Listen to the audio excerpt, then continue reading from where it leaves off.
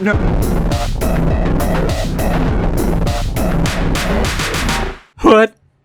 What's up?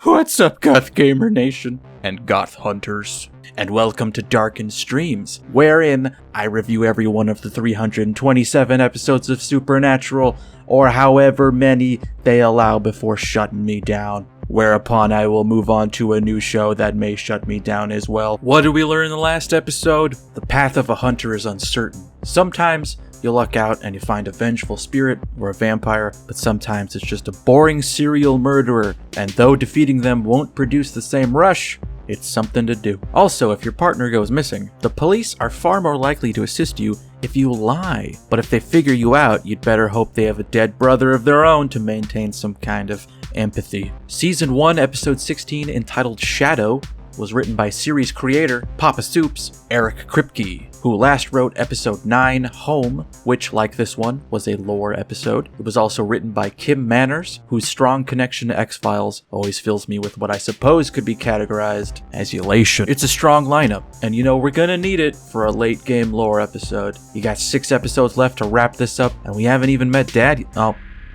well, they really don't like surprises, do they? The format returns to business as usual, and we see a woman named Meredith being chased back to her apartment by a shadow where it appears to kill her. Look at her, panicking and struggling in vain. Poor girl doesn't know she's in a supernatural cold open. Sam and Dean roll up to Chicago, Illinois.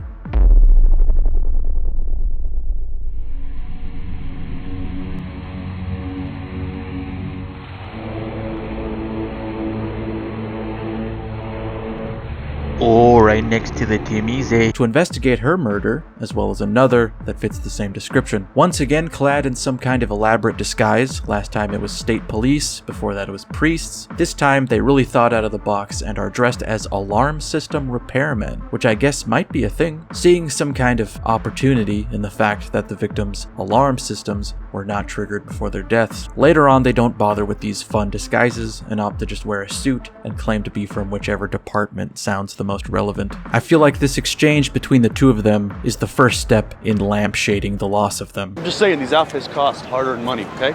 Whose? Ours. You think credit card fraud's easy? The landlord lets them into Meredith's apartment, a landlord who, weirdly enough, is played by Lorena Gale, who is in several episodes of The X-Files, like One Breath in Season 2, where Scully is in a coma. It's a quality episode. It's also got her father, who's played by, I don't remember his name, but he's Garland in Twin Peaks, which is one of a handful of fun X-Files Twin Peaks crossovers. I shouldn't go 3 layers deep into references. That's dangerous territory. I could get lost in there. Anyway, she was also in Season 1, Episode 6, titled Shadows. It's kind of cool. I mean, the content of the episode shares no similarities, but I mean, Dean uses the Ring device, which seems to be picking up something, and he also mentions that he flirted up a police officer and got her to reveal a detail that was left out of the newspapers. Meredith's heart was missing from the crime scene. You know, there have been hints of it so far, but I feel like this episode definitively kicks off Dean's horniness. From here on out, he really just becomes like an unchained rat. Nobody's safe. She loves tequila. I mean, oh, and she's got this little tattoo. Dean! Right. What? Seeing a pattern in the blood spatter, they mark it with tape to reveal a strange symbol, but neither of them recognize it. They show up to the bar Meredith worked at, learning nothing, but Sam recognizes Meg from across the room, the hitchhiker he befriended while him and Dean were temporarily broken up. Meg seems excited to see him, but Sam is suspicious because it seems like such a strange coincidence. There's a fun little inside joke here for longtime fans of WBCW programming. Oh, and I met, what's his name? Something Michael Murray at a bar. Who? It doesn't matter. The name she's referencing is Chad Michael Murray, who at the time was the lead in One Tree Hill, but previously was in Gilmore Girls, where he and Jared Padalecki's character, who strangely enough was named Dean, were rivals for the affection of Alexis Bledell's character. Nowadays, this seems like a weird aside without context, and watching it air on TV at the time, it seemed far too on the nose, so it's kind of a lose-lose joke. It is an early sign of their penchant for meta-humor. Anyway, Given that all Meg knows about Dean is the shit Sam told her while he was upset, it makes for an awkward moment when they all meet. Sam asks for her number and her last name, which is Masters, but is still clearly weirded out by their chance encounter. And he doesn't even know that she slit that dude's throat to use his blood like a telephone. I do like that naturally this causes renewed friction between the boys, but they are able to stifle it for the time being. Dean doesn't really buy Sam's suspicion, but humors him and heads out to see if he can dig anything up on a Meg Masters as well as the symbol they found in Meredith's apartment, while Sam tails Meg back to her apartment and gets caught looking like a little creepy boy, which kind of winds up being a running gag throughout the first couple seasons. A tale of two Latin beauties. Hey.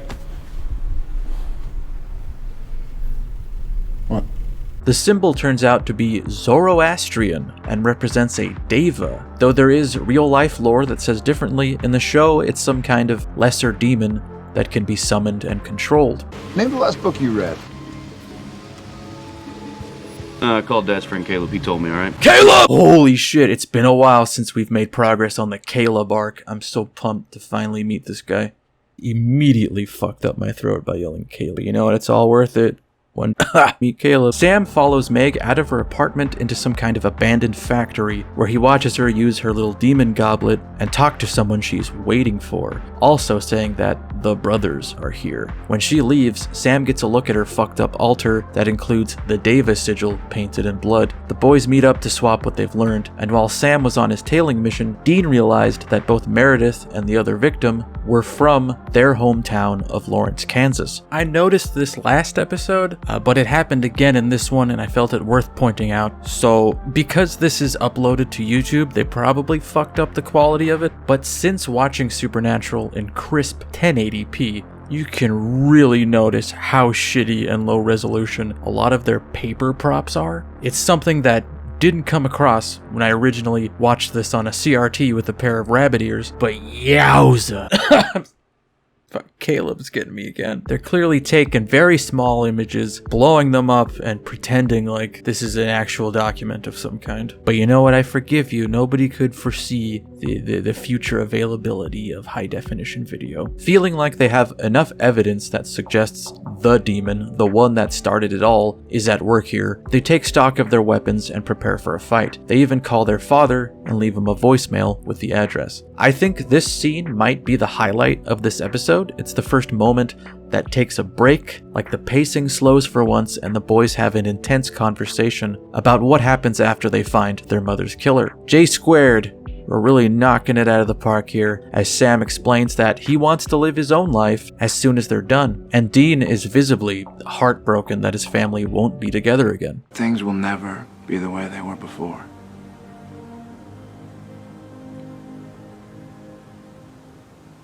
Could be. For him, the fight never stops, and all he cares about is Sam and his father. But Sam wants more out of life than an extended road trip of death. There's a vulnerability to Dean here that is impressively portrayed, like the fact that his brother doesn't want to continue saving people, hunting things by his side. It reduces him back to some rejected child. They try to get a drop on Meg, but it soon becomes clear that this has all been a trap for them. The Deva attacks them, and they have no way of repelling it. They both regain consciousness to find they are tied up. I saw you watching me changing in my apartment. It turned you on, didn't it? Am I gonna watch my brother and Meg from the corner of the room? Again? Sammy! Dean, don't look at this! Dean asks why they aren't dead yet, not realizing that they are the bait for the real trap, and the real prey is their father. But joke's on you, our father doesn't talk to us. Meg monologues and fucks with them for a while before Sam is able to break free and destroy the Deva altar, which causes them to turn on Meg, dragging her and throwing her out a window. The two limp back to their motel room to find their father waiting for them. I love that Dean gets a loving, tearful embrace, and then he's like, oh hey Sam. John says that he's close to figuring out how to kill the demon, not exorcise it, kill it. I like Jeffrey Dean Morgan. There is this weird safety that's felt when he's on screen. I think he just exudes dad energy. From what faint traces of that I've been able to retain. This is another well done emotional scene. There's been a lot leading up to this reunion, and you can just feel all the love, the relief that comes from Oh my god, they're fucking killing him. Oh, they're ripping him to shreds. Fucking Christ, the humanity. So Meg's still alive and has regained control over the Deva, but Sam cleverly lights a flare from their bag, which they already established is full of a bunch of random shit because they didn't know what to expect. And that appears to repel them for the time being. All three Winchesters limp over to the Impala, but Dean stops them and insists that their father not join them because he's weaker and more vulnerable with them around. So despite Sam's pleading, their father once again recedes into the night, with a frustrated Meg glaring at their taillights. Even though I think later on they would cut corners a little too far, it is kind of impressive what they're able to do with the show with so little. When you boil it down, aside from a handful of effects shots, this episode is mostly just the core characters talking to each other in two different buildings and getting the shit beat out of them by a creature that is invisible for most of it. Yet they still manage to create a great atmosphere and drench everything in these harsh shadows and mist everywhere. The cold open especially looks like a scene out of some kind of noir comic book. Like a goddamn Ninja Turtle's gonna jump out of a manhole in any second. That's my go-to noir, I guess.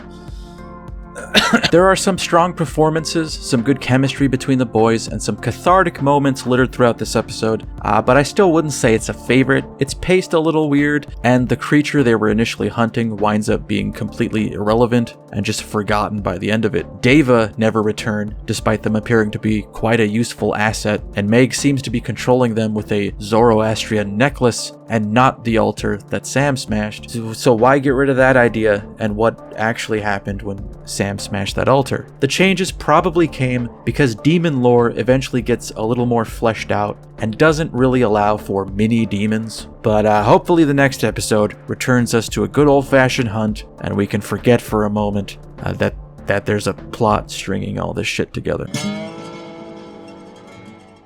Look, I could be wrong. I'm just saying that there's something about this girl that I can't quite put my finger on. I bet you'd like to. Now, why don't you go give that girl a private stripogram? Bite me. Don't bite her. You want to go back to school? Yeah, once we're done hunting the thing. Why? Is there something wrong with that? No, it's great. Good for you. Why do you think I drag you everywhere? Huh? What was that play that you did? What was it? Our Town. Yeah, you were good. It was cute.